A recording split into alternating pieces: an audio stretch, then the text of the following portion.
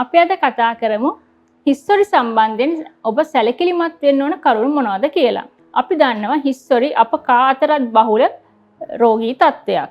හිස්තොරි අපිට දිස්වන්නේ හිස කෙස්වල සුදු කුඩු විදියට. මේක බොහෝ විට ඇති වෙන්නේ මැලසේසියා කියන ඊස්ට් වර්ගයෙන් කියලා විශ්වාස කරනවා. සාමාන්‍යයෙන් වෙළඳ පොලේ පාවිච්චි කරන ඇන්ටි ඩ්‍රැන්ඩ්‍රෆ් ෂැම්පූ වර්ගයක් පාවිච්චි කිරීමෙන් අපිට පුළුවන් ලේසියෙන්ම මේ තත්ත්වයෙන් මිදෙන්න.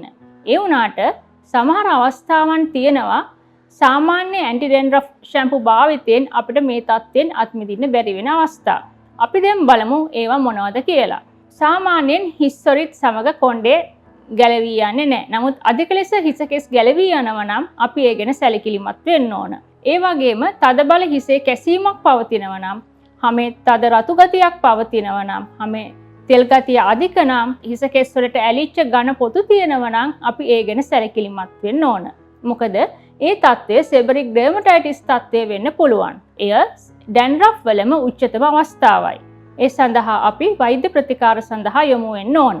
ඒ වගේම ඔබට හිසේ තද කැක්කුමක්, ඒ වගේම උණ ගතියක්, බෙල්ලේ කුද්දට ඉලිප්පිලා වගේ තියෙනවා නම් ඒ බැක්ටීරියා ආසාදනයක ලක්ෂණ වෙන්න පුළුවන්.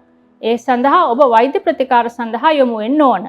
ඊට අමතරව හිස කෙසේ තියෙන පොතු, එහෙම නැත්නම් කුඩා රොඩු වගේ තත්ත්වයන් පහසුවෙන් ඉවත් වෙන්නේ නැත්නම් ඒ සඳහාත් ඔබ වෛද්‍ය ප්‍රතිකාර සඳහා යොමු වෙන්න ඕන. මොකද ඒ පොතු කබර තත්ත්වය වෙන්න පුළුවන්. මේ වගේ තත්ත්වයන්ට ඔබ මුහුණ දුන්නොත් ඔබ සුදුසුකම්ලත් වෛද්‍යවරයෙකු හමු වී ඔබේ ප්‍රශ්න ගැන සාකච්ඡා කර නිසි ප්‍රතිකාර ලබා ගත්තොත් ඔබට පුළුවන් මේ තත්ත්වයන්ගෙන් පහසුවෙන් මිදෙන්න.